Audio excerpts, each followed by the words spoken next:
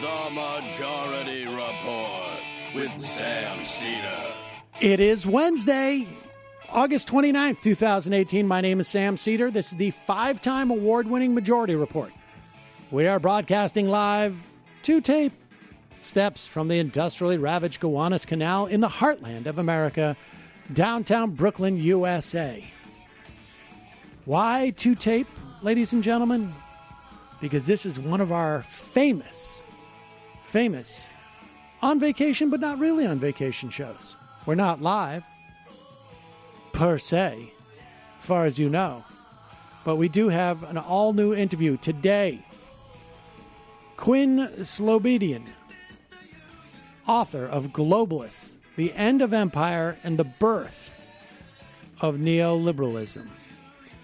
A fascinating look into how those guys, when they gathered, and I do mean guys, when they gathered at Mont Pelerin, their plan was not just for infecting their neoliberal prescription in their various domestic contexts, but how do they prevent global institutions, or I should say sovereignty of nation states, to interfere with global institutions projecting neoliberalism on the international sphere. Interesting, the words neoliberalism gets thrown around quite a bit. And I think it actually does mean something specific, and very often not necessarily what many people think it does. But this is a look that, if you, and I think during the course of this interview, Slobodian says that he either worked with Philip Murawski, who we've had on here, and I think his book was Never Let a Good Crisis Go to Waste, or something to that effect, about the birth of neoliberalism in that era in Mount Pelerin. So this is going to be interesting stuff for you folks. And, we've got, more interesting interviews this week. Emily Ogden will be here tomorrow with a slice of American history that you are not aware of, that is has big implications for arguments about racism today and the way you see it projected. I mean, as I say this, I'm specifically thinking about that Charlie Kirk and Jordan Peterson interview, but we'll talk about that tomorrow when we introduce it then.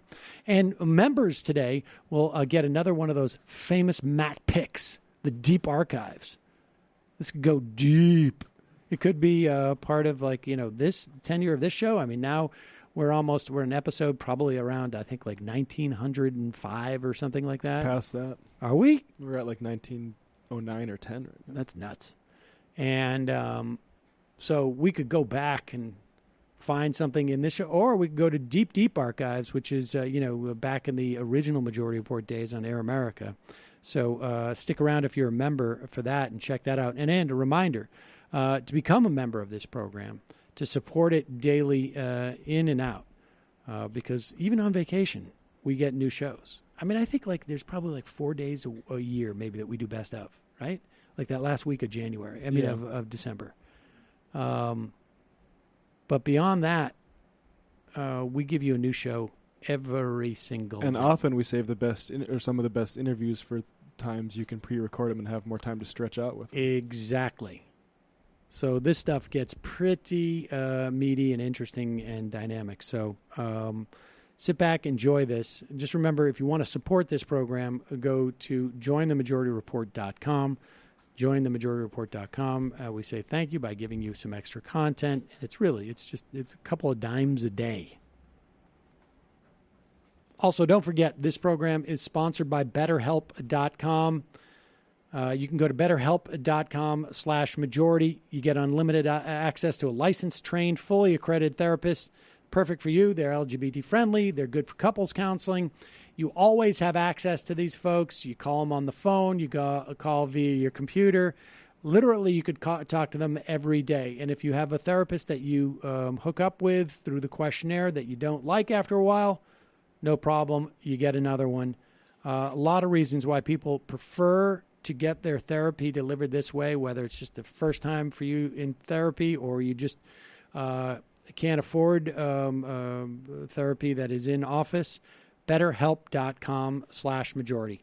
All right, quick break. When we come back, Quinn Slobodian on Globalists, the End of Empire and the Birth of Neoliberalism.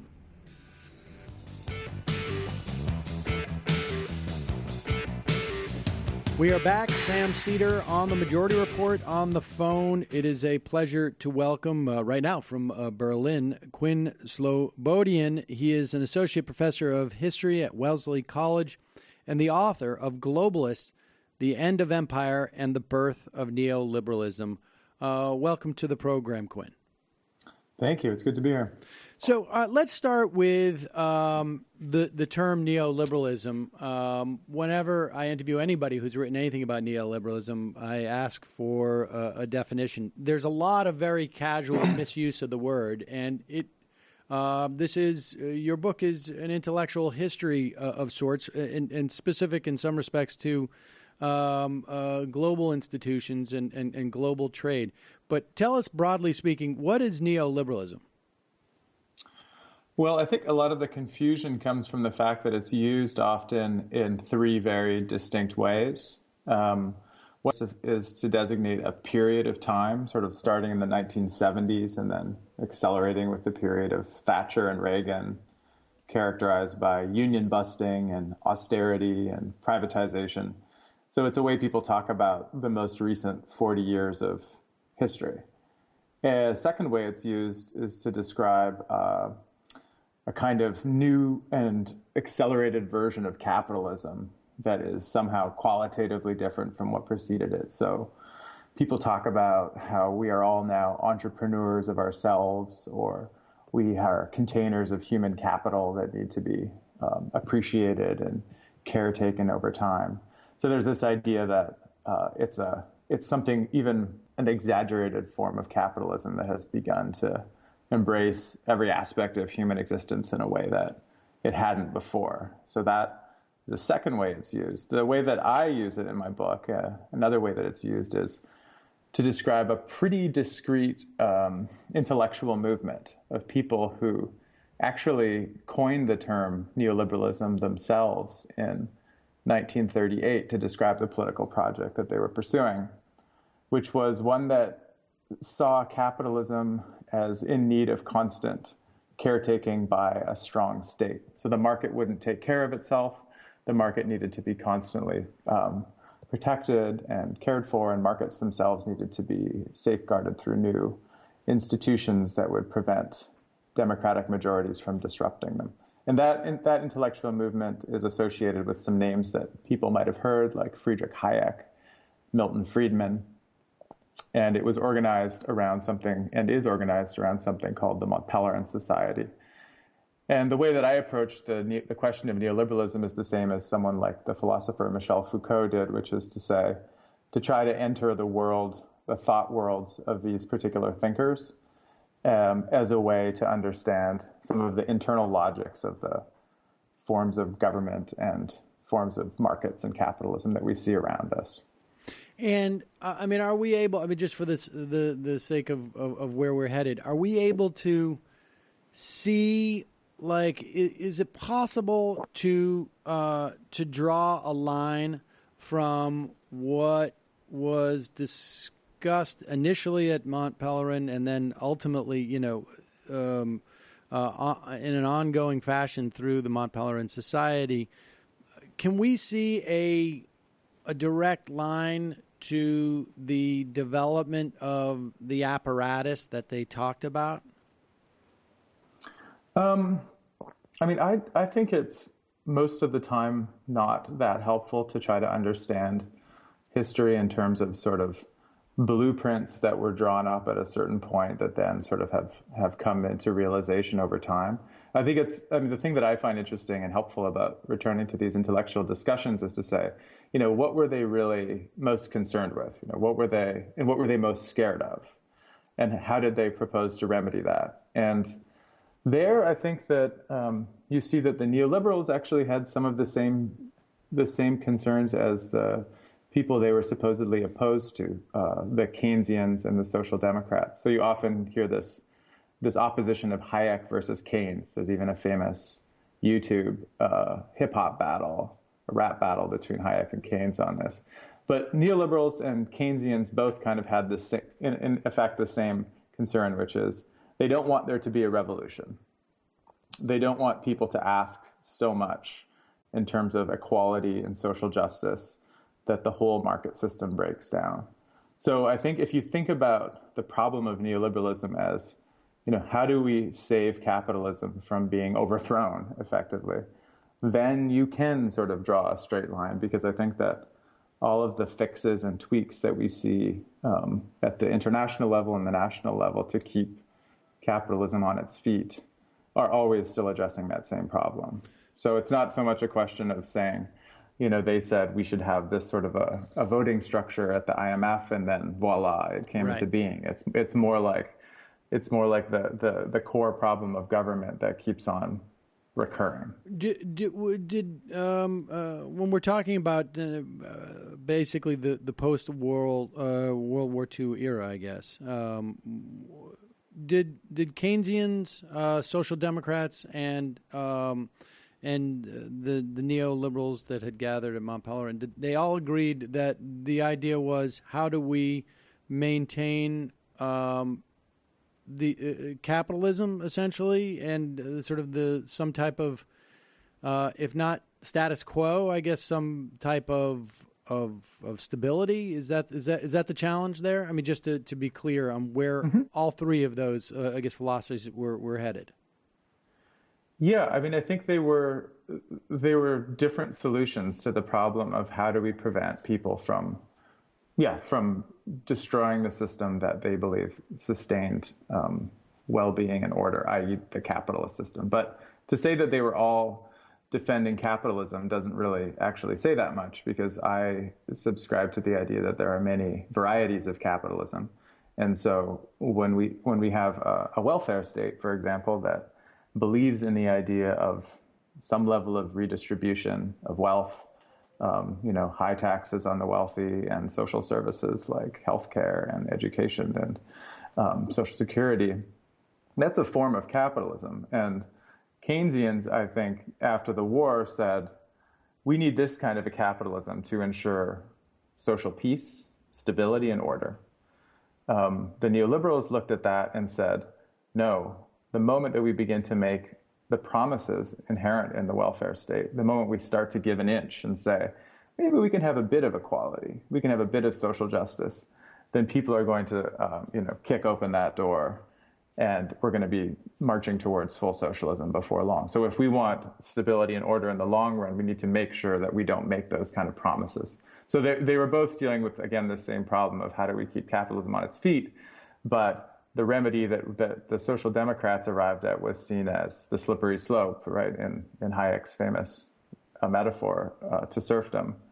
If people were allowed to believe that there might be equality in the long run within capitalism, that was the most dangerous promise that was being made after the war in the minds of the neoliberals. So one is let some air out of the tire, and the other one is, be careful, you give a guy an inch and they think they're a ruler type of situation.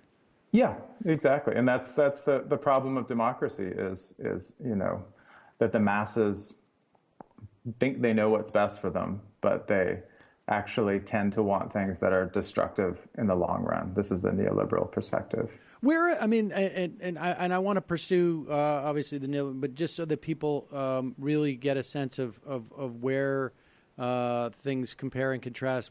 From a Keynesian perspective, is there a similar anti-democratic strain, or how did their perspective on democracy play into this? Mm-hmm. I mean, I think there definitely is, in the sense that once you come to a conclusion like, okay, we can preserve social order and stability as long as there is growth, let's say, right? And then you say, And there are certain economists and certain economic advisors and certain people in the government who know how to achieve growth better than the people do. Then you begin to produce a kind of a system of a technocracy that insulates certain decisions from representative governments sort of meddling. So, for example, in the United States, trade policy is sort of hived off to the executive, right? Right. There's a lot of power given to the executive, and it's not often something that's decided upon by Congress. So decisions like that are sort of anti-democratic, if you want to put it that way, but they are also Keynesian and social democratic because their long-term goal is producing growth and some level, supposedly, of social equality. The neoliberal perspective is often again an attempt to sort of insulate the rule-making apparatus from democratic decisions, but not in the goal of growth, but in the goal of preserving a kind of a balance between property and sovereignty in a way that they think will ensure order in the long run, but sometimes will be premised on inequality in the short and long run as well. And this is one of the, I guess, I don't know. We spoke to Philip Murawski about his book some time ago, and I think it was certainly a misconception I had of neoliberal thought was that it was laissez-faire, but in fact, it's really it's not. It's just a very specific actions that need to be taken in support of very narrow interests, I guess. So, all right. So before we get into their perspective and their role in the international order, what was their prescription or thoughts about what needed to take place domestically in the countries where they had the most interest, I guess? Well, the story that I tell in my book begins in 1920s Vienna, because that was the place that the kind of intellectual patriarch of the neoliberal movement, Ludwig von Mises, was based, and where he kind of created this school of proteges, including Hayek and Haberler and Machlup. And their problem was how to deal with the dissolution of the Habsburg Empire. So, until the end of the First World War, Vienna was the center of a fairly large land-based territorial empire in the middle of Central Europe. And people like Mises were being trained to legislate and to sort of administer as civil servants the space of the empire. So after the war, suddenly Austria is this little mini mutilated corpse, as it was often called at the time.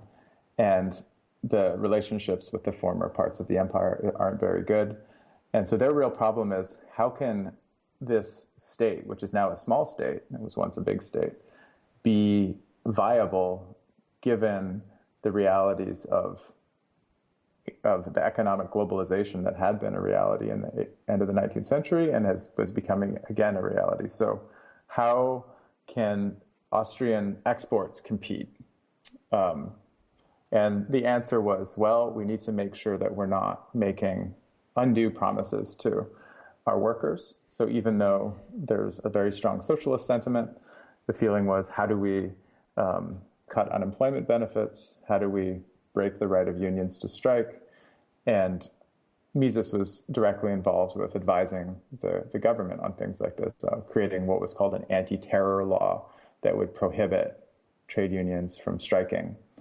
And the argument that was used again and again was, we don't want to do this. It's not because we dislike the workers, but competition from other countries, export competition, is so strong, and the world economy is effectively forcing us to do this. So our hands are tied. We need to do it to remain competitive. So that might sound familiar, right? I mean, it's the kind of thing. Donald Trump said on the campaign trail that wages were too high.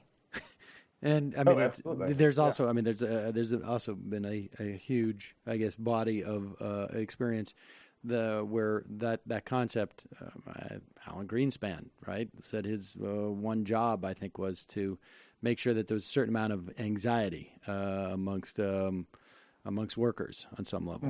And in the first pages of my book, I quote Alan Greenspan saying, I think it was in 2007, that it hardly matters who is elected president anymore because the decisions that we are forced to make are being made by the world economy, right? So this kind of outsourcing of responsibility to this entity called the world economy is not something that is only new in the 1990s, and let alone the post-2008 moment, but it's been a kind of a refrain for the last 120 years. There's a classic moment from Mises as well in 1908 where he says, well, he's worried about Asian competition. He's actually worried about Chinese production. And he says, it may be the case that the conditions of the Austrian worker will have to sink to the level of the quote unquote Hindu or the coolie for us to remain competitive. So this is exactly what Trump is saying about the need to, remain competitive with China. We can't have the kind of wage structures and security benefits that the unions had long promised to workers. And what was there what was the primary argument within the context of those of thought that was looking to preserve a capitalist system? Was there a counter argument to that from those who are looking to preserve capitalism? Well, I think that one thing that I find personally quite important to understand when you want to get your head around neoliberalism, and I think that Philip Murawski, who I've worked with, I'm co-editing a book with, who would agree with this, and it's I think his method too, is it's just not enough to see it as a kind of neoliberalism as a kind of a form of Satanism or just cruelty for its own sake, right? There's a tendency to make sense of it as simply sadistic. And if you look at it historically, you look at Mises and Hayek, right, both Austrians. If they're sitting there in 1945, they've seen two wars tear apart their homelands, right? Their homes, and they've seen. Mises was Jewish. He's seen relatives, murdered in the Holocaust.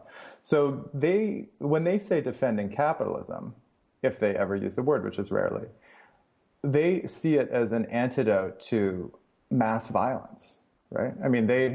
It's not just that they want to preserve the status quo and make the rich richer. They believe, quite sincerely, as many other people do, that free exchange and free trade and free capital movement is a guarantee of a degree of peace between states that has never been improved on, right? So I think that's an important context, and I think that a lot of people who would profess neoliberal ideas now would defend what would seem like their cruelty by simply pointing to the lessons of history and say, and with their own spin on it, their belief is that the First World War and the Second World War were caused by economic nationalism, an opposition to the idea of free trade and the free movement of people and the free movement of capital. So if we can only get those things, then maybe we would not have suffered some of the worst calamities of the century. I want to just return to my original question in a second about that, as to whether or not, stipulating that the neoliberals were doing this for the best of reasons, and they perceived capitalism as anywhere on the spectrum of, the best system or the best system to keep, horrible things at bay. What was the competition intellectually in that same project at that time? Keynesian thought, was that the competition, and did it in any way push back against the only way to maintain this order is to perhaps diminish the labor standards for the population? Mm-hmm. Yeah, I think the primary kind of intellectual antagonist changed over time. So if you look at the 1920s, at the sort of the beginning of the story that I recount, and that most people would sort of see as the beginnings of intellectual beginnings of neoliberalism. The people they're fighting against in Vienna are full-blown communists. So, I mean, the most famous of which is Otto Neurath, who believed that all distribution and allocation of resources could be planned centrally, right? So there would be no market mechanism in practice at all. No price mechanism would not be. People wouldn't be getting things because of the way that things were being priced. They would be simply, everything would be organized centrally. So that was the way that sort of Mises and Hayek cut their teeth in the 1920s and 30s, early 30s. When the Keynesians come in, and you can talk about the 1930s, but especially immediately after the war, it's a much less extreme version, right? I mean, the Keynesian model is, of course, is to incorporate the market and incorporate prices, but to use planning mechanisms and especially national income accounting, so to treat the national economy as something that you can look at from the outside and sort of understand probabilities about and sort of guess the way things are going with some level of certainty. So that idea of planning in the 1940s looks much different from the planning of the 1920s, which was, was highly centralized. By the 1960s, and this is sort of one of the twists in my book that hasn't been written about so much until now, I think, is we see a real concern about the decolonizing world, so the world of Africa and Asia, and the long post-colonial countries of Latin America, the third world, or what we now call the global south, is being really active in the 1960s and 70s in places like the UN, saying, this is an unjust system. We have been exploited because of colonialism. For there to be world stability and not just social stability inside each nation, we need to sort of redistribute resources somehow. We need to have a common program, et cetera, et cetera. The most full scale of this was called the New International Economic Order, which was passed by the UN General Assembly in 1974. And it was, as it was called at the time, a plan for a kind of welfare world, right? Not just a welfare state, but a welfare world. And this then really alarmed some of the neoliberal intellectuals, because they saw this as a way that the whole order of the global capitalist system would be undone. And the last part of my book is really describing the counter move against the demands from the third world that was being carried out in the 1980s and culminated really in the creation of the World Trade Organization. So I think that the scales change. I mean, there's a fear of a sort of a red Vienna in the 20s, and then the fear of a social democratic Western Europe and North America in the 60s, and then this fear of the welfare world sort of at the gunpoint, as they saw it, of the global south by the 70s. And those are all sort of ideas that seem quite fantastical now, right? I mean, I don't think many people sit around in Washington worried about the demands of the third world. No, so, those days are gone. But so where is, I mean, here's the, and I will, exercise as much generosity as I can and accept your premise that there were, benevolent impulses in the neoliberal perspective on why maintaining the specific type of capitalism that they wanted to maintain for the sake of keeping, not having another situation where millions of people die. Right. But where is that when you jump to the notion of this fear that, hey, we're going to want reparations for colonialism, we're going to want, a welfare world, if you will, where, the extraction of resources and the sort of the disadvantages colonial powers has put us in, we need to get paid for that. How, it seems to me, I mean, at first blush, that like, okay, this is a stabilizing force, right? Like there's real concern, there's anger and understandable. This is this is a stabilizing thing that will maintain sort of the status quo. What was their fear that was coming out of this, and how would disrupt what they saw? How would how does it fit into that paradigm of them like, we don't want another world war? Yeah, I mean, I think that part of it is it's important to sort of see it not as a benevolent impulse, because I mean, I think as I've described it before and other people have described it, like this liberalism in general, economic liberalism in the sort of European sense, which is like neoliberalism, sees itself as kind of the logic of the second worst, right? There's always something that is much worse, and that thing needs to be fended off. And so despite the pain and suffering that are produced, and they will be the first to admit it, by free markets, and the inequalities that are not going anywhere and will never go anywhere, the alternative is worse. And how do they come to that conclusion? Or how do they see the world that way? So use the example of the 1970s and the demands coming from the countries of Africa, Asia, and Latin America. What they see is taking this kind of system perspective, which they did, right? They see the world economy as this kind of cybernetic structure where there are signals flying around, and if there's something that's obstructed, right, if people are stopping capital moving from point A to point B, it creates this kind of clot in the system. And if there's a clot in the system, then that will sort of produce more and more system failures over time, and eventually the whole thing will fall apart. I mean, that's the sort of quick and dirty metaphorical way of describing it. They have a whole list of reasons how the demands of the global south had been conceded to in certain ways by the United States and Europe in the 1960s by giving them exceptions, let's say, from the world trading system. So saying, well, you don't have to drop your tariffs in exactly the same way that we do because we've accepted that you're a developing country, and you do get certain kinds of preferences. I mean, these things were actually very minor, and they were never going to come close to, producing any level of equality.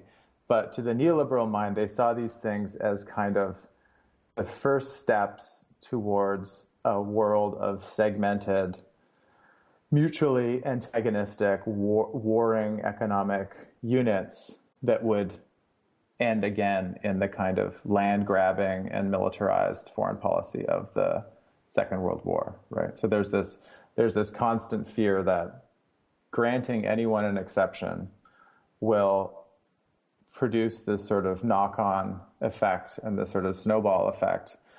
It's kind of like an economic version of the domino theory, right? Which we're much more familiar with from kind of Cold War thinking. I mean, imagine it like that, right? It's the economic version of the domino theory, which is that if Mozambique goes, right, and gets its own sort of exception on its agricultural products, then what happens to the neighboring country? They're going to ask for it too. Before you know it, the small countries in Europe are going to want some special treatment. So there's this kind of a fear of needing to constantly police at the margins.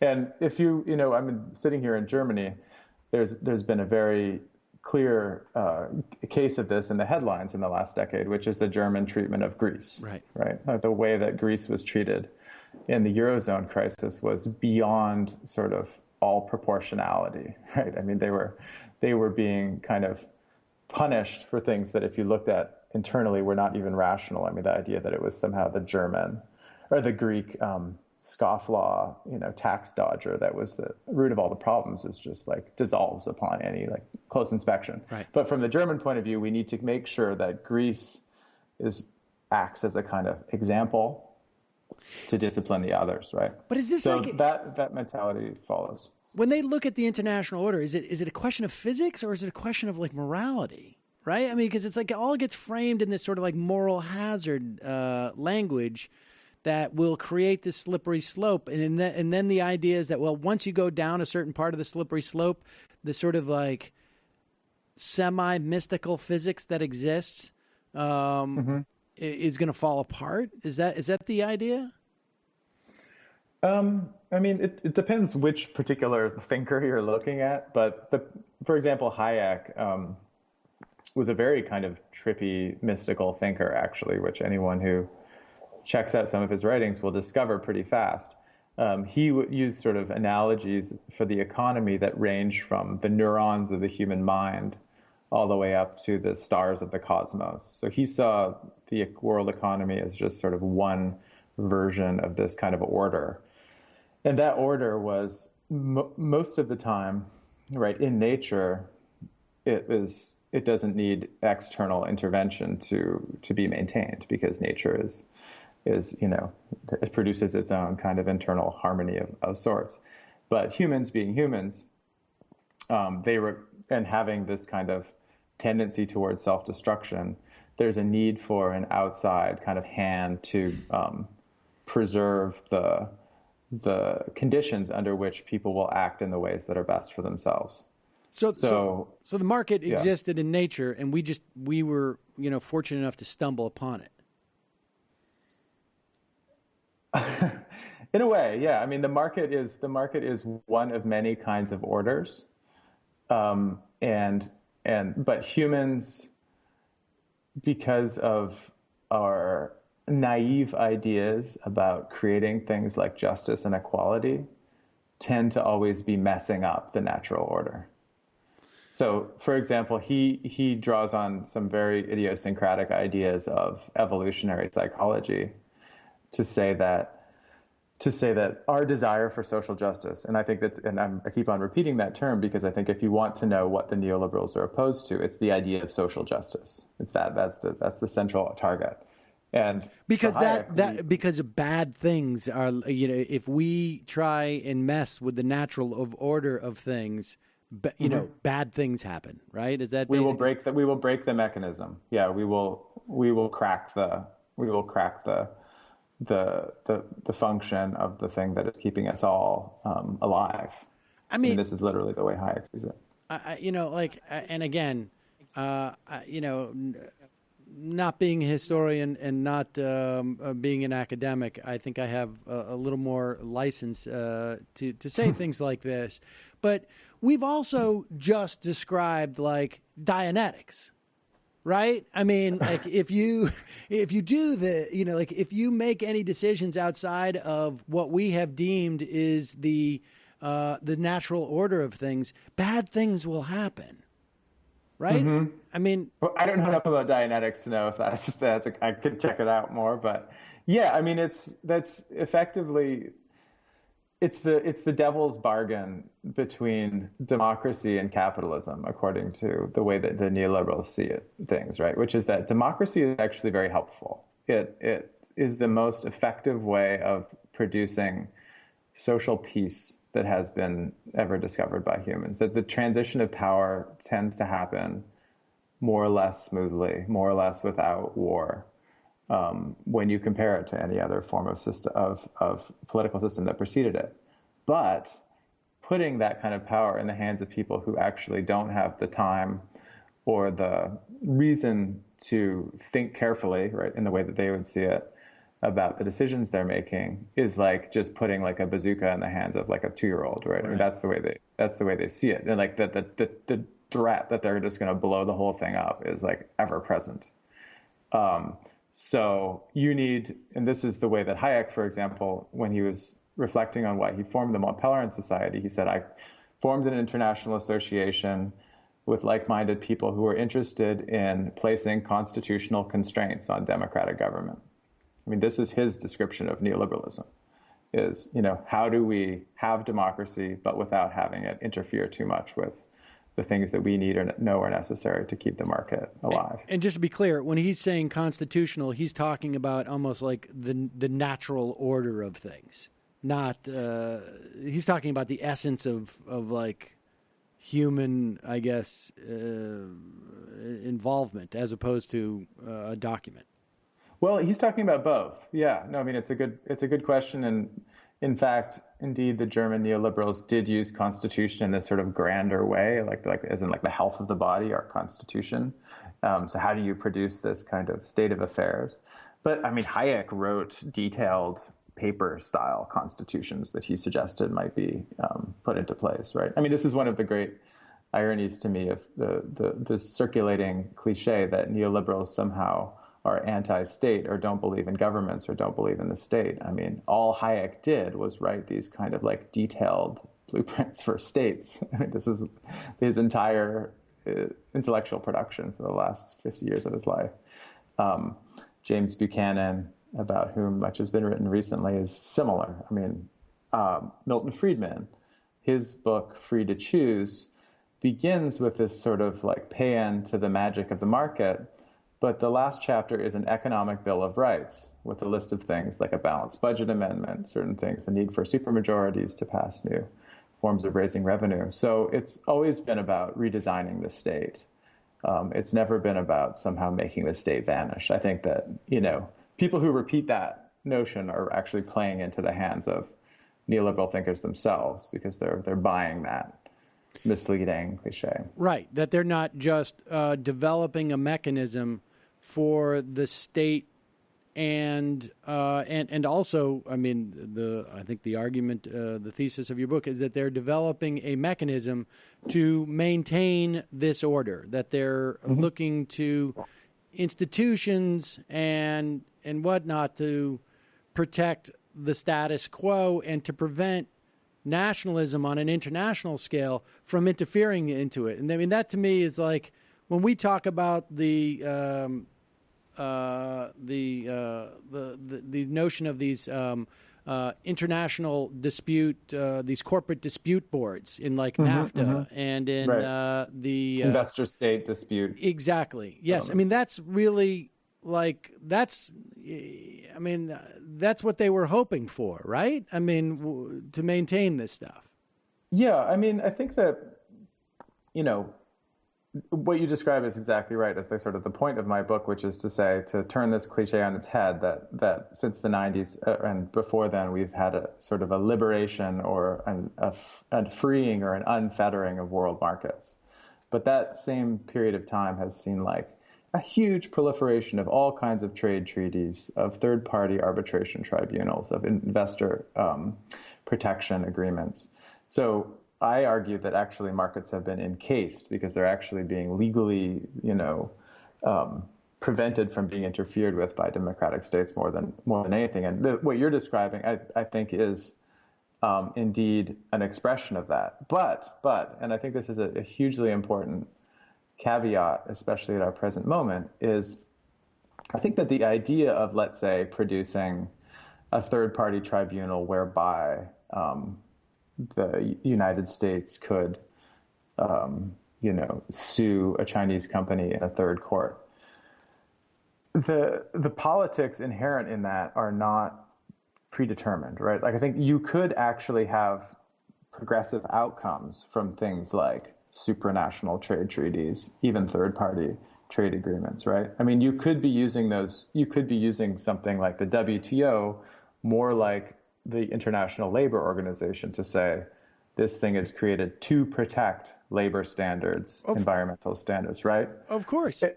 But it bears repeating, because I feel like a lot of the sort of critique right now of supranational institutions is like shading towards this thing of sort of dismissing all of them as a neoliberal plot, which then leaves us kind of stuck with just nations, right? So I think it's important to sort of see these things as open to reclamation and re-engineering and reinvention, and not simply just, a nefarious plot designed to like strip us of our sovereignty or whatever. Right. Well, but ultimately, right, the point is that neoliberals are not looking. They would agree with the idea that there's really the market doesn't exist on its own, because they are looking for governmental, and if not governmental, quasi-governmental entities that will make sure that the market functions in the way they think it should function. And the fact that these entities could make the market function in a different way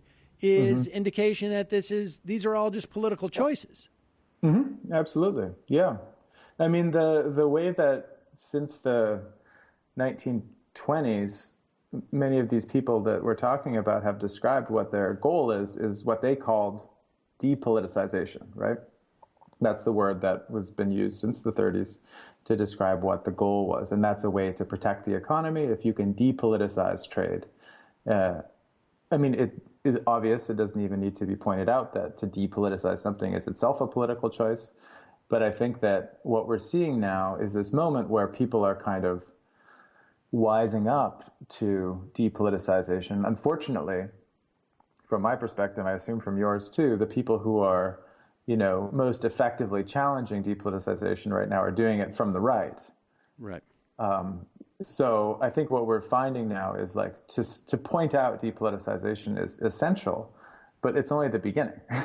Because once you've pointed it out, then you need to have the argument about what kind of politics you want to replace that depoliticization. And I mean, what's interesting is that, because you also write about how there is not such a chasm between nativism and that being like right-wing populist movements and this neoliberal thought.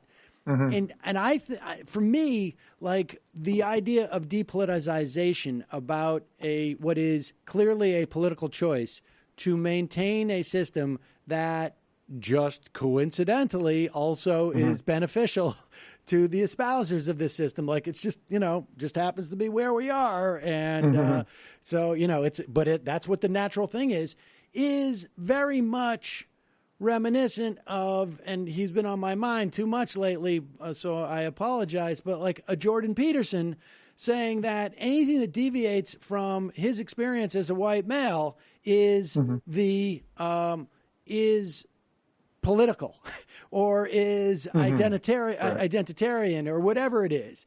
That the baseline is white malehood, and anything else is politicization or is something active, as opposed to just sort of like the comfortable stasis where we are, where it just so happens we're on top. Right. Yeah. No, I think that of course that is part of the story, which is just this like false universalism, which is actually just a different kind of particularity or particularism. But I think, the way that someone like Hayek approaches it, I think, is a little bit more self-aware, actually, which is to say, I don't think he's just sort of self-reflexively, writing apologies for capitalism and not realizing it. I think that, what he sees is that politics can have the tendency to spring up everywhere. Anyone who had been in Vienna in the 1920s would know that intimately, right? And so because they have the capacity to spring up everywhere, what you need is a system that is doing the allocation and distribution of wealth and producing life chances for all of us that is as faceless as possible, right? This is actually the miracle of the market from Hayek's point of view. Ultimately, is it provides no enemy, no identifiable, Bastille to storm, no king to decapitate. The market, because it seems to be sort of everywhere and it is part of our everyday interactions, becomes something that we're both part of and we can't escape, and we wouldn't even know how to kill if we wanted to, right? So that is I think a more refined version of the kind of blind universalism argument. I think it's not just that that coincidentally, the world corresponds in its best and just form with the way that is in his or people like his best interest. It's that this is a consciously thought through notion of how order can best be reproduced. And of course, that doesn't mean that he was sort of personally responsible for all this, but I think it's actually it's an illuminating way to think about the problem that we're confronted with politically. Quinn Slobodian, the book is Globalists, The End of Empire and the Birth of Neoliberalism. We'll put a link to that at MajorityReportRadio.com. Thank you so much for your time today. I really appreciate it. Thanks for the conversation. It was great. It might take all the strength I got to get to where I want, but I know somehow I'm gonna get there.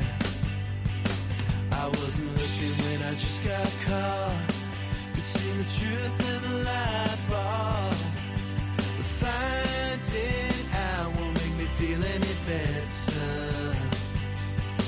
Yeah, I know the clock is ticking, but the meds are gonna kick in, and my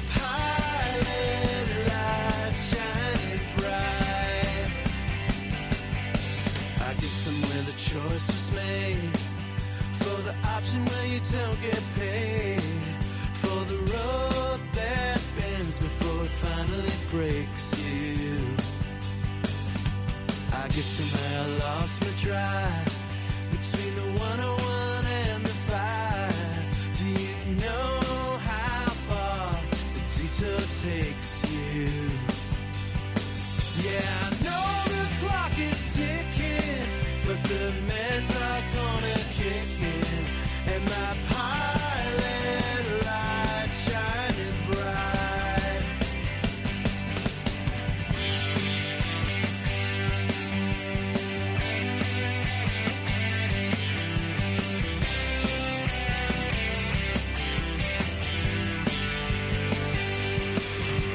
The months drifted into years while I shifted